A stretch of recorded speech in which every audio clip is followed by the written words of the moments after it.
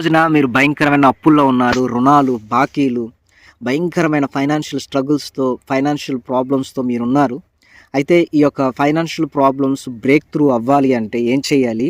ఈ అప్పుల్లో నుండి నువ్వు బయటకు రావాలంటే ఏం చేయాలి? దేవుని యొక్క వాక్యం ఏం చెప్తుంది?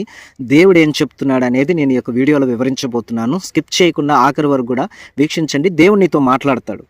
So, most of the peoples అంటే ఎక్కువ మంది ఎందుకు ఆర్థిక ఇబ్బందుల్లోకి వెళ్ళిపోతున్నారు? ఎందుకని అప్పుల్లో కూరుకుపోతున్నారు? ఎలాంటి తప్పులు చేయడం మూలాన అప్పుల్లోకి కూరుకుపోయి, అప్పుల్లో ఉండిపోయి, ఆ అప్పుల్లో నుండి బయటికి రాలేని పరిస్థితుల్లో ఉన్నారు అనేది ఈ యొక్క వీడియోలో నేను మీకు వివరించబోతా ఉన్నాను. సో, మీరు స్కిప్ చేయకుండా ఆఖరి వరకు కూడా ఈ యొక్క వీడియోని వీక్షించండి. దానికంటే ముందుగా ఈ వీడియోని ఒక లైక్ చేయండి, అనేకులకు కూడా షేర్ చేయండి. కామెంట్స్లో నేను అనేకులకు అప్పిస్తాను కానీ అప్పు చేయనని రాయండి. ఈ ఛానల్ని సబ్స్క్రైబ్ చేయండి, హై పాయింట్స్ కూడా ఇవ్వండి. సో చూడండి, అప్పుల్లో నుండి బయటికి రావాలంటే, అప్పులు పాలు అవ్వకుండా ఉండాలంటే ఈ ఒక్క తప్పు చేయకండి. ఈ ఒక్క తప్పు చేయకపోతే మీరు 90% లేకపోతే 70% అసలు అప్పుల్లోకి వెళ్ళరు. చాలామంది ఈ తప్పు చేయడం మూలానే అప్పుల్లో కూరుకుపోయి చాలా ఇబ్బందులు పాలవుతూ ఉన్నారు.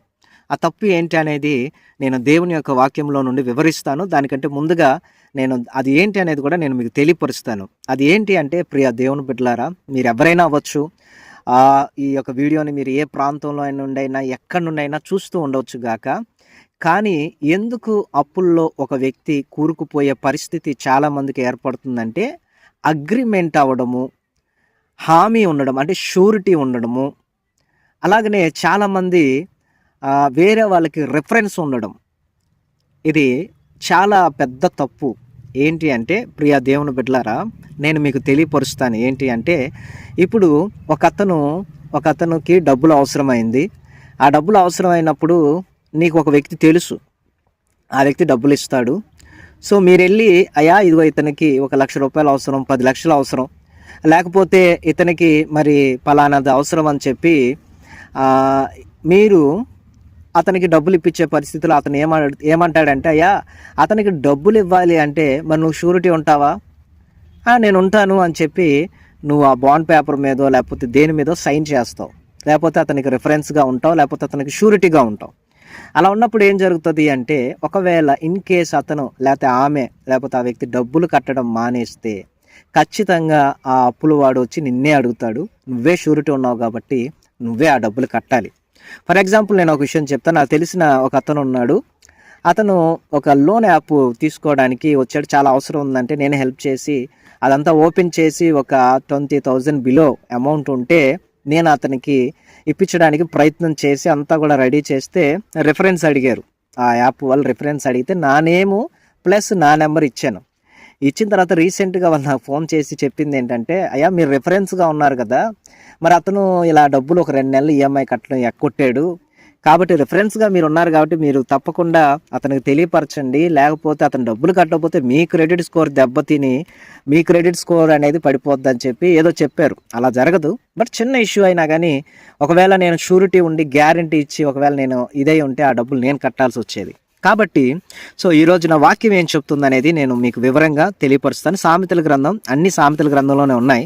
సామెతల గ్రంథం 6వ అధ్యాయం 1 నుండి 5 వచనాలు ధ్యానం చేసుకుందాం. సామెతల గ్రంథం 6వ అధ్యాయము 1 నుంచి ధ్యానం చేసుకుందాం. నా కుమారుడా, నీ చెలి కాని కొరకు పూట పడిన ఎడల, పరుని చేతిలో నువ్వు నీ చేయి వేసిన ఎడల, నీ నోటి మాటల వలన నువ్వు చిక్కుబడి ఉన్నావు, నీ నోటి మాటల వలన పట్టుబడి ఉన్నావు. నా కుమారుడా, నీ చెలికాని చేత చిక్కుబడితివి, నీవు త్వరపడి వెళ్ళి విడిచిపెట్టమని నీ చెలికాన్ని బలవంతం చేయము, ఇలాగూ చేసి తప్పించుకొనుము. చూడండి, దేవుడు చెప్తున్న మాట. పూట పడ్డం అంటే ఏంటి అంటే షూరిటీ ఉండడం అన్నమాట. ఇదిగో ఇతని తరపున నేను షూరిటీ ఉంటాను. పెళ్లి చేసేటప్పుడు కూడా ఆ పెళ్లి కూతురు తరపున, పెళ్లి కొడుకు తరపున నేను షూరిటీ ఉంటానని సంతకం చేయడానికి ముందుకెళ్తాం. ఇది చాలా ప్రమాదకరమైనది. అలాగనే కొన్ని సందర్భాల్లో ఎవరికైనా డబ్బులు ఇప్పించే క్రమేపా నీవు కూడా రిఫరెన్స్గా ఉండడానికి, లేకపోతే అతనికి షూరిటీగా ఉండడానికి నువ్వు అడ్డు ఉండి డబ్బులు ఇప్పిస్తావు. సో ఇది నువ్వు చేతిలో చేయేసి నీ నోటి మాట వలన నువ్వు చిక్కుబడి ఉన్నావు. చాలా జాగ్రత్తగా ఉండాలి. ఇలాగే చాలామంది అప్పులు పాలైపోయి వాళ్ళు అప్పులు చేయకపోయినా వేరే వాళ్ళు చేసిన అప్పులు కడుతూ ఇబ్బంది పడుతూ ఉన్నారు. ఒకవేళ ఈ వీడియో చూస్తున్న నువ్వు అదే పరిస్థితిలో ఉన్నావేమో. అయితే నువ్వు వెళ్ళి ఏం చేస్తావంటే, అయ్యా నేను నీకు షూరిటీ ఉండను, అసలు నాకు సంబంధం లేదు, ఈ విషయంలో నేను జోక్యం చేసుకోను అని చెప్పి బలవంతం చేయమని దేవుని యొక్క వాక్యం చెప్తుంది. ఇలాగ చేసి తప్పించుకో, అప్పుల్లోకి వెళ్ళవు. సో ఎప్పుడు కూడా ఎవరికి షూరిటీ ఉండి డబ్బులు ఇప్పించు మాకు, ఎక్కడ సైన్ చేయి మాకు. సో చాలామంది జాబ్ హోల్డర్స్ కూడా సైన్ చేస్తారు. సో ఇవి చాలా ప్రమాదకరమైనవి. అగ్రిమెంట్ మీద సంతకం చేయొద్దు. తెలియక అనేకమైన వాటి మీద కూడా సంతకం చేయొద్దు. సో ఈ రోజున ఫ్రాడ్స్ చాలామంది ఉన్నారు. నీ దగ్గర డబ్బులు వసూలు చేయడానికి అనేక రకరకాలైన మాటలు చెప్తారు. ఆ మాటల్లో ఏంటి అంటే, నీకు ఉద్యోగం ఇప్పిస్తాము, మాకు డబ్బులు కట్టు, పెళ్లి జరిగిస్తాము, మాకు డబ్బులు కట్టు, అలాగనే మీకు లాటరీ వచ్చింది, లాటరీకి డబ్బులు కట్టండి, మీ కారు వచ్చింది, మీరు కారు గెలుచుకున్నారు, మీ నెంబరు మాకు లాటరీలో వచ్చింది, సో మీరు మీరు ఇంత కట్టాలి, మీకు మేము మనీ పంపిస్తున్నాము విదేశాల నుండి, దానికి మీకు ఫండ్ రావాలి అంటే ఖచ్చితంగా మీరు జిఎస్టీ కట్టాలి. ఇలా రకరకాలుగా పలుమంది మోసాలు చేస్తున్నారు. సో అలాంటి వాళ్ళతో నువ్వు మాట్లాడవద్దు, అలాంటి వాళ్ళతో టచ్లో ఉండొద్దు. జాగ్రత్త. ఎక్కడా నీ డబ్బులు ఇచ్చి నువ్వు అప్పు చేసి వాళ్ళకి డబ్బులు ఇచ్చి నువ్వు మోసపోవద్దు. రెండవ వచనం కూడా మనం ధ్యానం చేసుకుందాం దేవుని యొక్క వాక్యంలో నుండి. చూడండి, సామెతల గ్రంథము 11వ అధ్యాయం 15వ వచనం.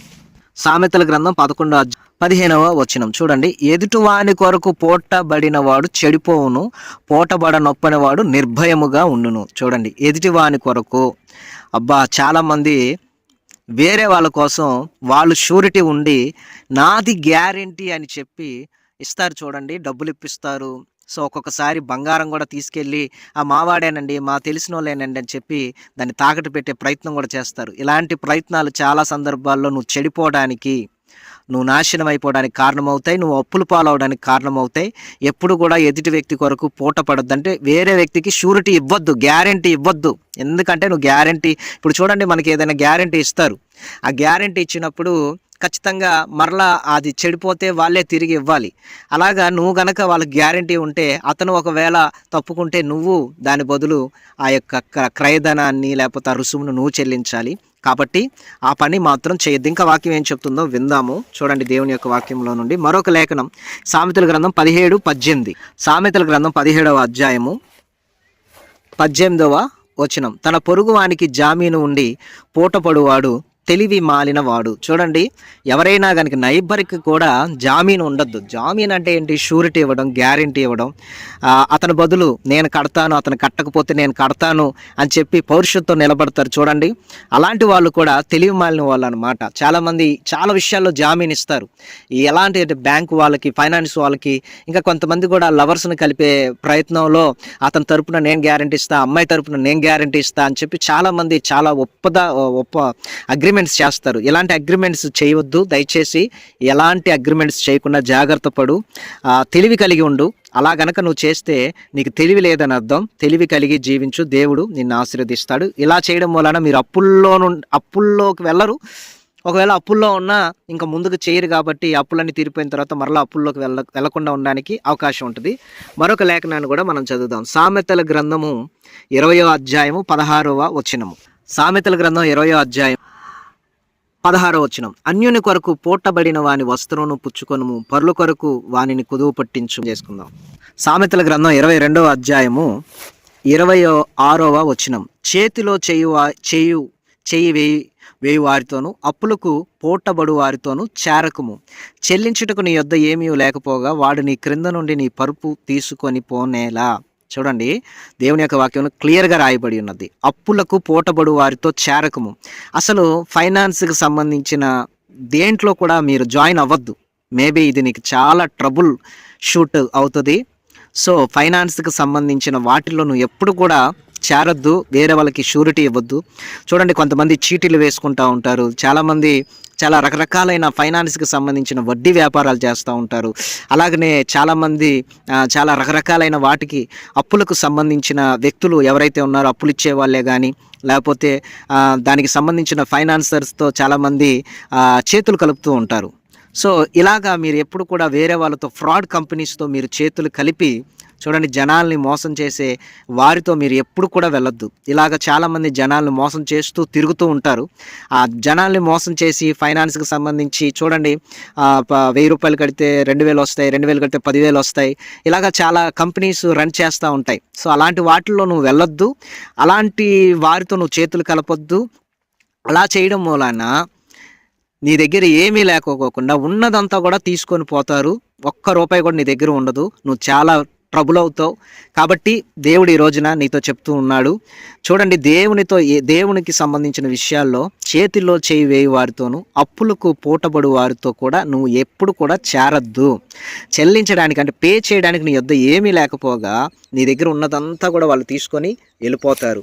కాబట్టి ప్రియా దేవుని బిడ్డలారా, ఓవరాల్గా ఈ యొక్క వీడియోలో నేను చెప్పేది ఏంటంటే, నువ్వు అప్పుల్లో నుండి బయటికి రావాలన్నా, అప్పుల్లోకి ఇంకా వెళ్లకుండా ఉండాలన్నా, అసలు అప్పుల్లోకి వెళ్ళకూడదు ఉండాలి అన్నా, నువ్వు చేయాల్సిన విషయం ఏంటంటే ఫైనాన్స్కి సంబంధించిన వడ్డీ వ్యాపారాల్లోకి నువ్వు వెళ్ళొద్దు.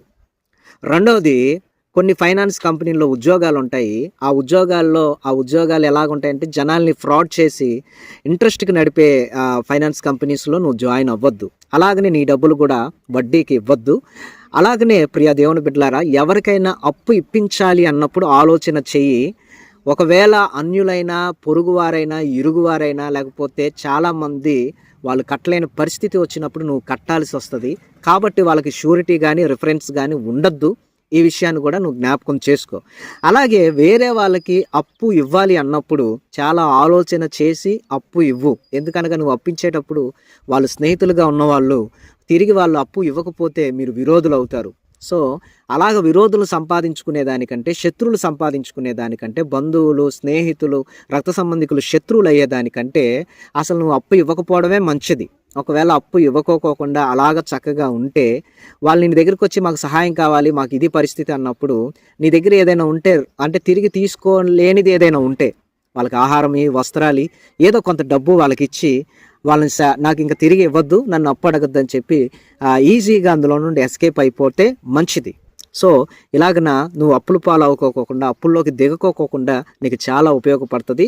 కాబట్టి ఇంకా ఏమైనా మీకు ఈ విషయాల్లో డౌట్లు కానీ, రెఫరెన్స్లో ఏమైనా ఇబ్బంది ఉంటే, ఆ డౌట్లు కానీ రెఫరెన్స్ సంబంధించి ఏమైనా అర్థం కాక మీరు ఇబ్బంది పడుతూ ఉంటే స్క్రీన్ మీద కనపడుతున్న నెంబర్కి కాల్ చేయండి. ఇక్కడ రాశాను, ఏమైనా ఫోన్ కాల్స్ చేయాలంటే ఆ నెంబర్కి చేయండి, వాట్సాప్ చేయాలంటే ఈ నెంబర్కి చేయండి. సో మీకు ప్రార్థన అవసరతలు ఉంటే తెలియపరచండి. కామెంట్స్లో నేను అనేకులకు అప్పు ఇస్తాను కానీ అప్పు చేయనని రాయండి. సో మీరు ఎవరెవరికైతే షూరిటీ ఉన్నారో, లేకపోతే ఎవరెవరికైతే గ్యారంటీ ఉన్నారో వాళ్ళ అప్పులు ఇప్పుడు చాలామంది మీరు కడుతున్నారు. దేవుడు మిమ్మల్ని అందులో నుండి విడిపించి ఆశీర్వదించును గాక. దేవుడు ఫైనాన్షియల్ బ్లెస్సింగ్స్ మీకు దయచేయను గాక. ఈ 2026లో మీరు ఈ అప్పులన్నింటిలో నుండి విడుదల పొందుకొని మీరు వేరే వాళ్ళకి అప్పిచ్చే స్థితికి దేవుడు మిమ్మల్ని తీసుకొచ్చును గాక. God bless you. దేవుడు మిమ్మల్ని